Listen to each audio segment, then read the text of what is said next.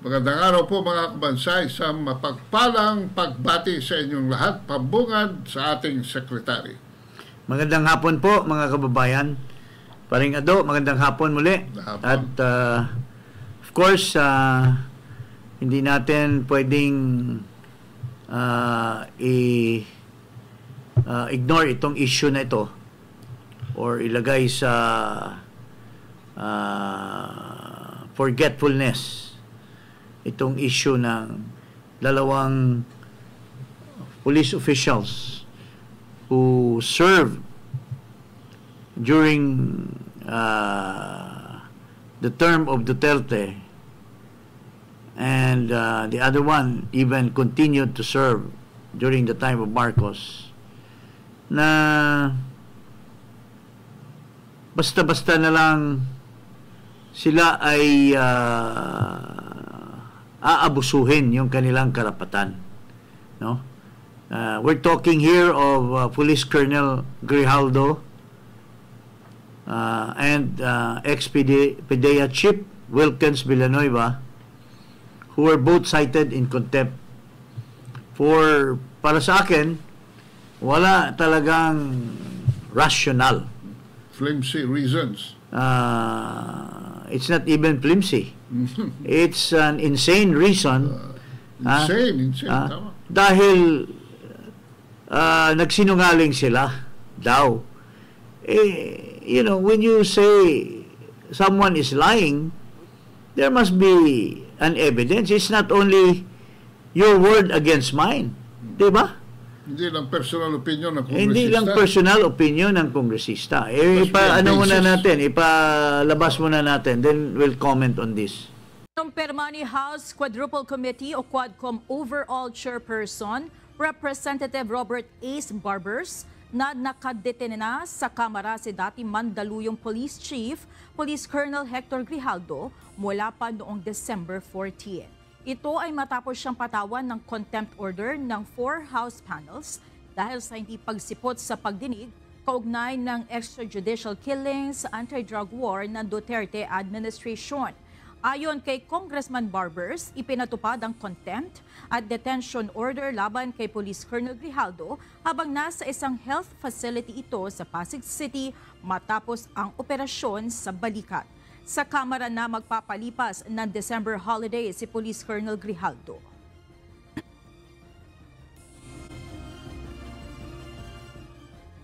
Sabi ng mga doctors niya, pwede naman ambulatory siya, pwede na siyang lumabas, pwede siyang maglakad. There's no reason for him to stay in the hospital. So, ang ginawa natin ay in-implement natin yung arrest order sa kanya. Or this refers to the contempt order, no, against Police Colonel Grijaldo. On the other hand, itong isa naman retired police na at nagserbisyo din sa ating bansa sa panahon ni Duterte, pero hindi lang nagustuhan yung kanyang truth versus the truth of another congressman na marami ring questionable na aksyon. Na mga aksyon in the past. At saka mga statements. Pakinggan din natin ito. Si PDEA Chief Wilkins Villanueva. Do I hear any objections? Hearing none, the motion is approved. Pinatawan ng contempt ng House Quad Committee si dating PDEA Chief Wilkins Villanueva dahil sa umunoy pagsisinungaling at pag-iwas sa mga tanong. Sa ika-13 pagdinig ng joint panel, ikinainis ni Quadcom Co-Chair Stephen Paduano ang pagtanggi ni Villanueva sa issue ng umunoy warrantless arrest at interrogation sa PDL na si Jed Pilapil C. Si Jed ay asawa ng drug suspect na si Alan C. na dawit sa ni-raid na Shabu Lab sa Davao City noong 2005. Nanggigil si Paduano nang sabihin ni Villanueva na wala siyang maalala ukol dito. You're not respecting this committee. Question of command responsibility. Are you not lying? No, Mr. Chair. Also, Mr. Chairman, with that, I move to cite in contempt General Wilkins. Pinagbigyan na kita. Yun pa ang sagot mo? Ako, I've been in Congress for 9 years, no? I also been I had also been a chairman of a committee. Pero wala kaming ganitong klaseng harassment sa mga resource persons. Even we know very well that they have lied, but we cannot conclude. How can we conclude if the person is lying or not? Wala naman tayong ebidensya. Unang-una, in the case of Paduano, hindi ko nga maintindihan, kaibigan ko ito si Carapale. Alam naman natin ito kung saan galing ito. Hindi ko nga maintindihan bakit araw-araw na lang na may hearing dyan, parati siyang galit, parati siyang disappointed with his life. Na lahat na lang ng mga resource person, hindi niya nirirespeto yung karapatan. I wonder, bakit ito si Carapale, ginagawa niya yung ganyan? Alam mo, tinatanong niya si Wilkins, mga kababayan, kung may katotohanan ba yung sinasabi ng babae. If we really recall, itong babae na ito, convicted na ito of the crime.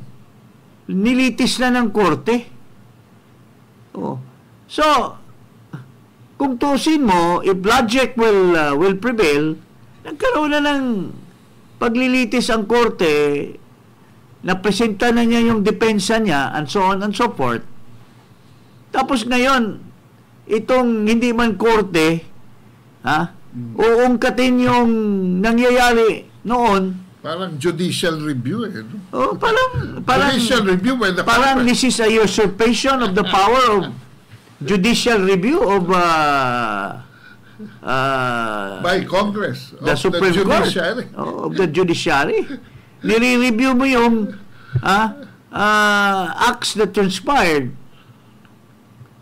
which were already litigated in court and for which this woman who claims this or that has already been convicted.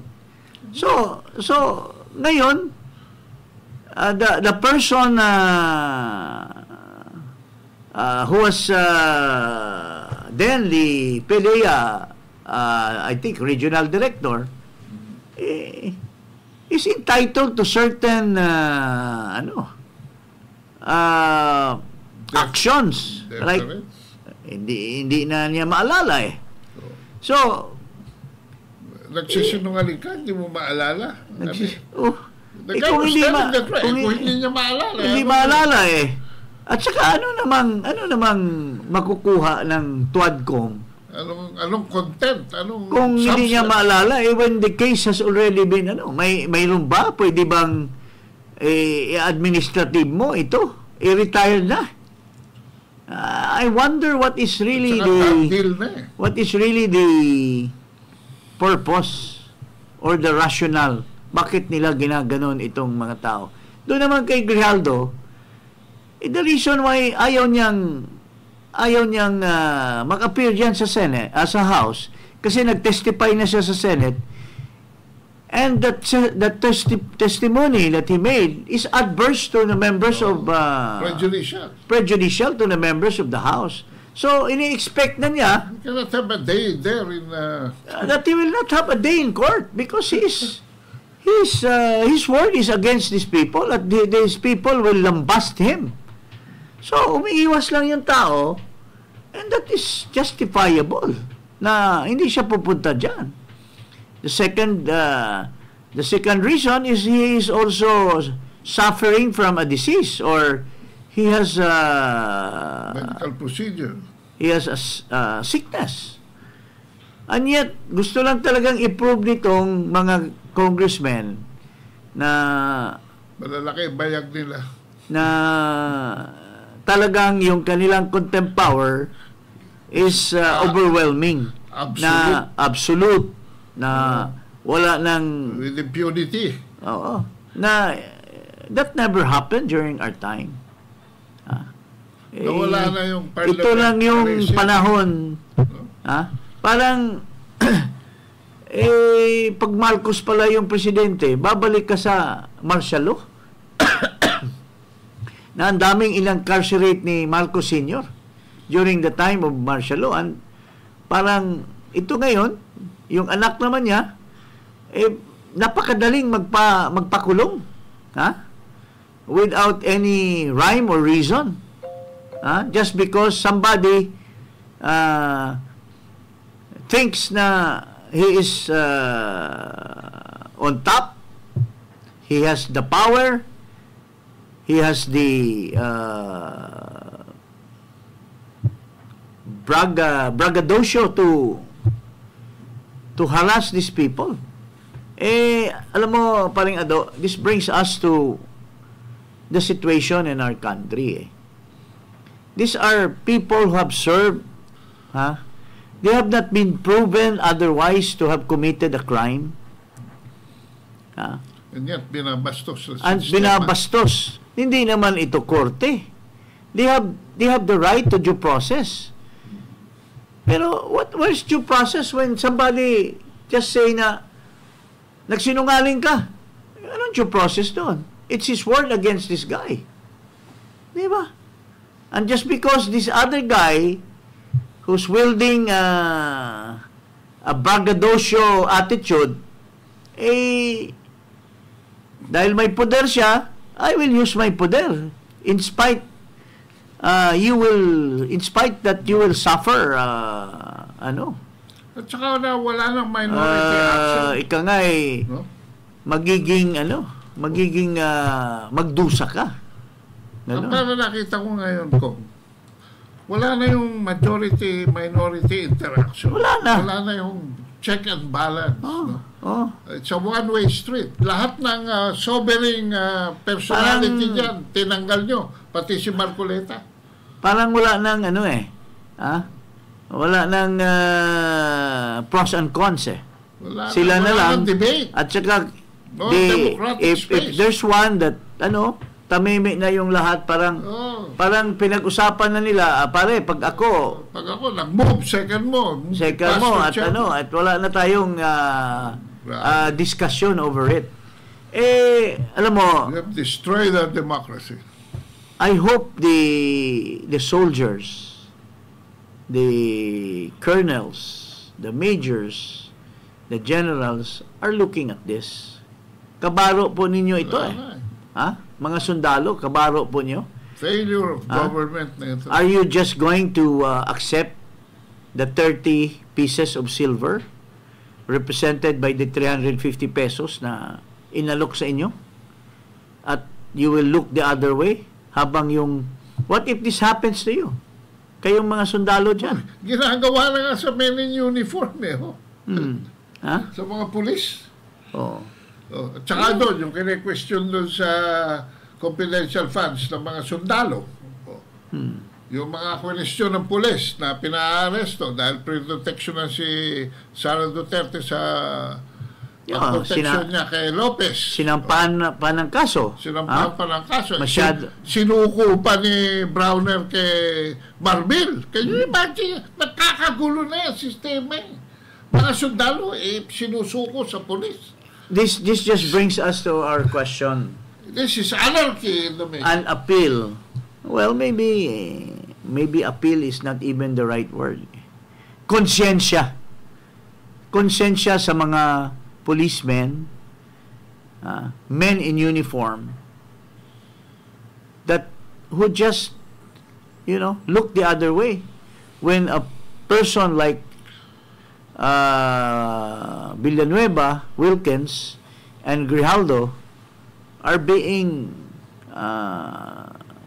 suffering from injustice just because these people who are handling them believe in their power when they no longer realize that they are just mere people who were elected by people also.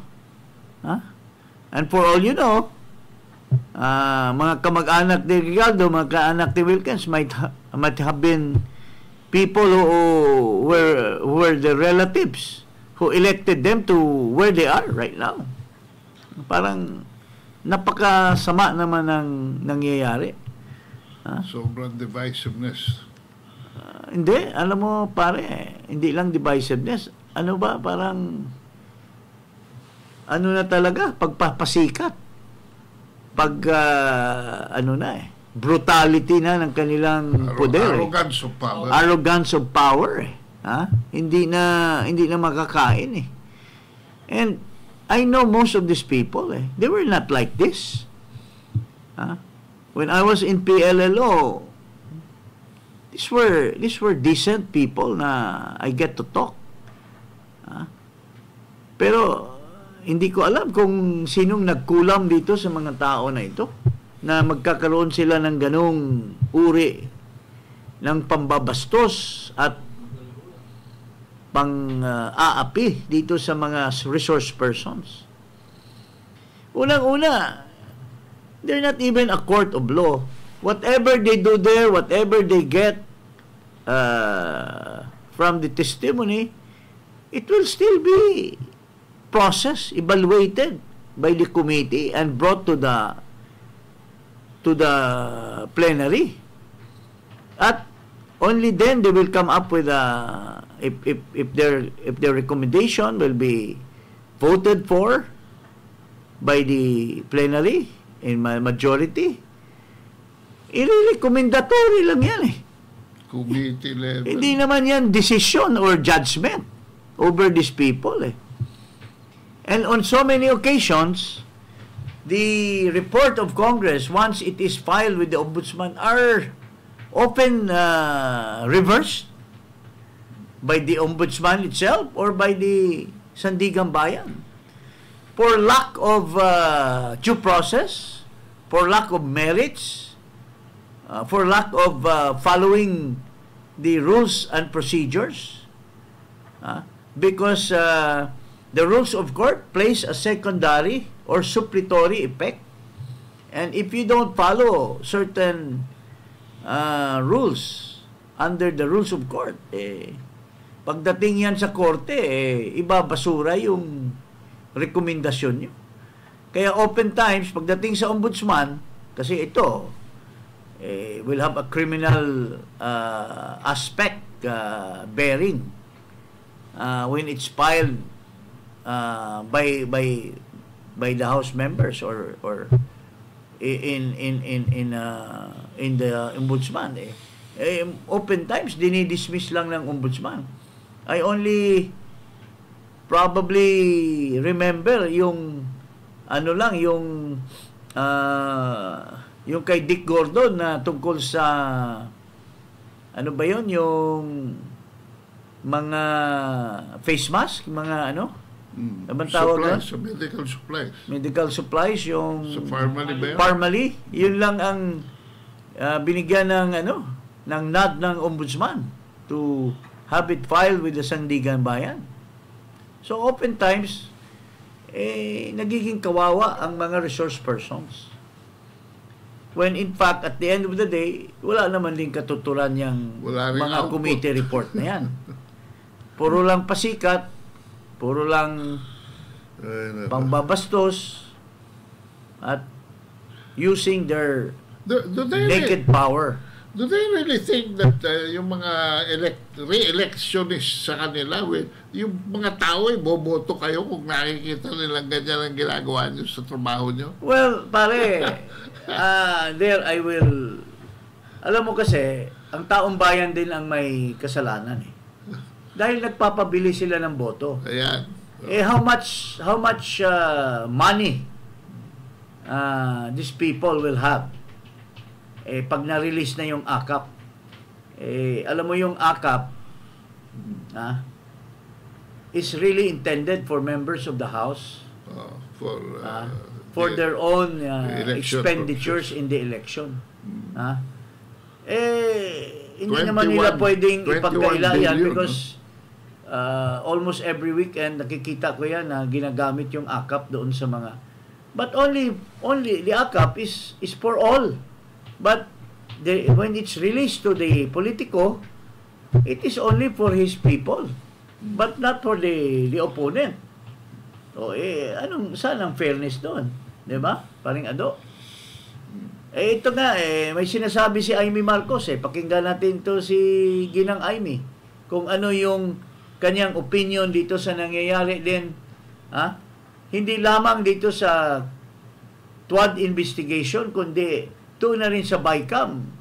The same happening is ongoing.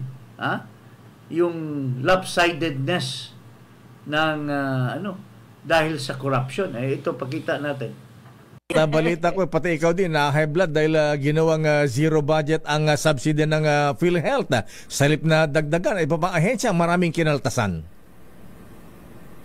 Sa totoo lang, hindi ako nagsasalita kasi minabuti ko muna maghanap ng mga papeles, mga dokumento bago magsalita at magbigay ng reaksyon. Pero sa kasamaang palad, naku talaga kami, nangangapa sa dilim. Wala kaming mahanap na datos, na detalye. Ang sabi, pirmahan na lamang at susunod na lang daw yung mga datos. Tapos eto nga, may mga lumalabas na bali-balita, sinisiguro ko kung ano ba talaga ang nangyari dahil biglang natubuan ng AKAP. Ayun, kasi hawak ko yung DSWD budget. Sabi ko, nung binigay yung budget ng Pangulo, asan ba yung AKAP?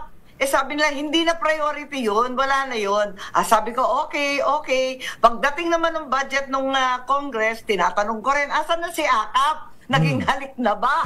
Abay, wala pa rin daw.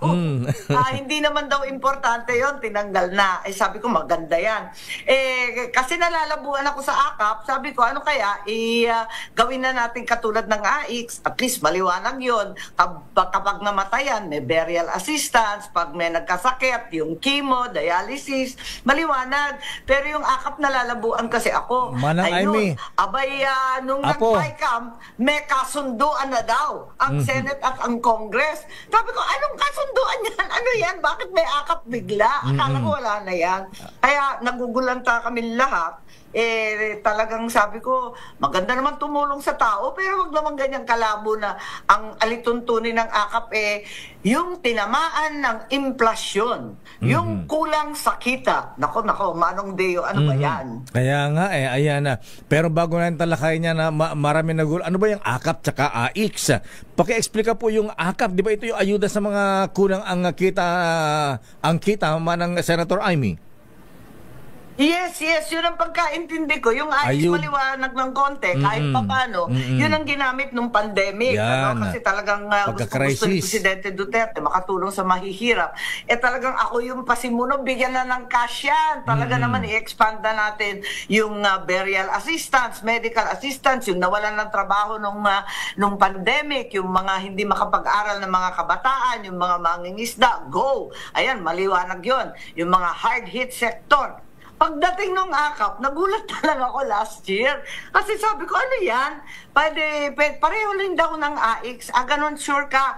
Bakit walang mga guidelines? Ang alituntunin daw, maliwanag. Lahat ng near poor.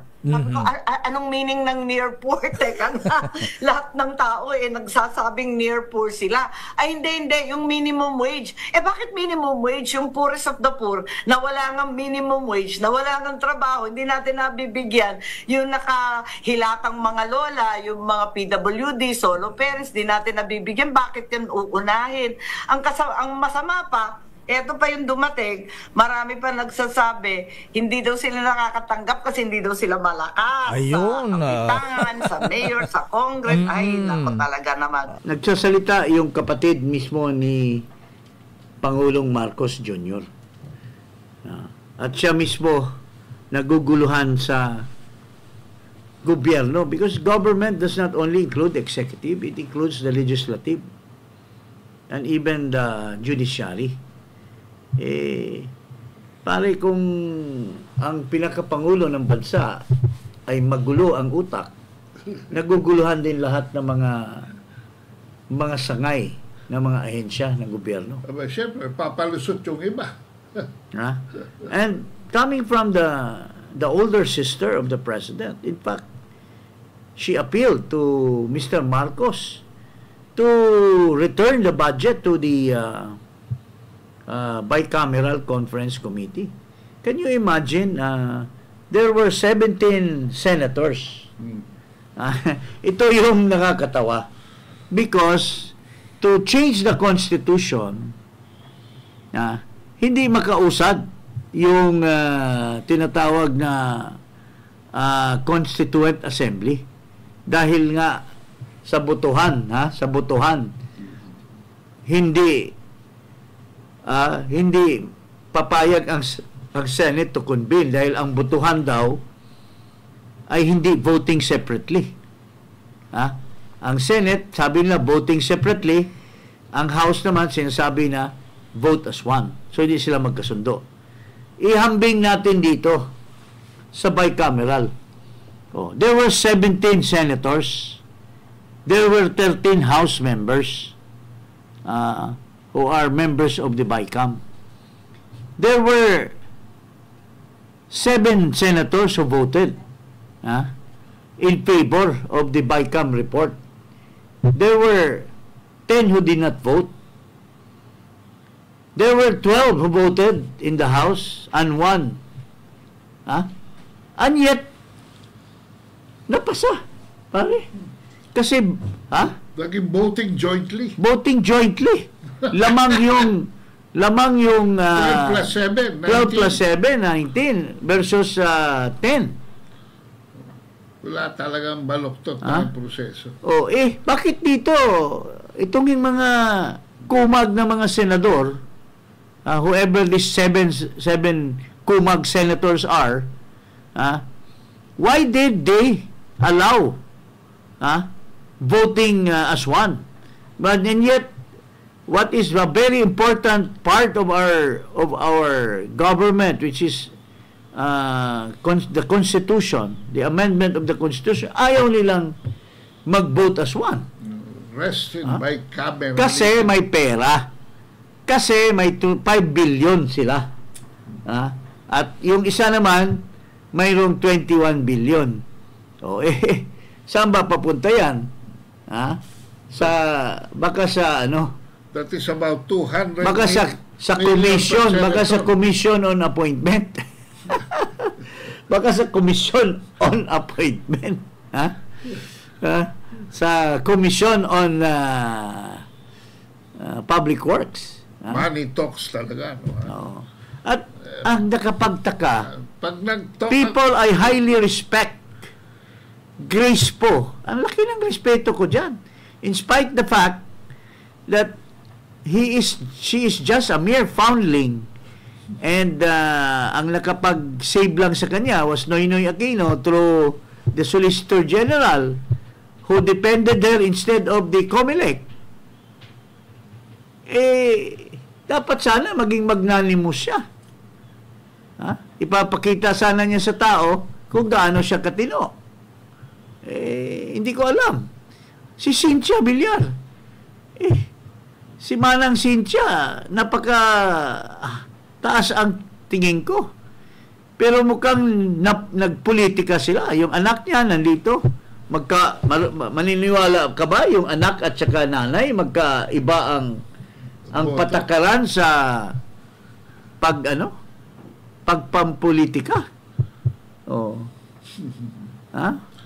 Hindi lang nakakalungkot, nakakapanglumo. Grabe. And yet, pag tingin ka doon sa Saligang Batas, the armed forces of the Philippines is the protector of the state and the people. Sakop sa kanila ito. When the state is no longer functioning as an instrument to serve the people, then the armed forces has come in to save the state and to save the people. But nababribe lang sila ng 350 pesos, pare. Kasama dyan sa BICAM budget. At dyan, ito ba ang mga tao na ito, hindi ba nag-aral sa Philippine Military Academy at hindi ba sila tinuturuan ng tinatawag na yan? Serve the country? Honesty? Integrity? Ewan ko lang. Sana Bumangon na po kayo. Bumangon na po kayo. Correct the situation. Sabi nga. Bumangon na po kayo at yung dalawang tao nyo kinokontempt. At marami pang nakokontempt na mga sundalo at mga pulis dahil lang sa pag-iisip na siya lang ang depository ng katotohanan.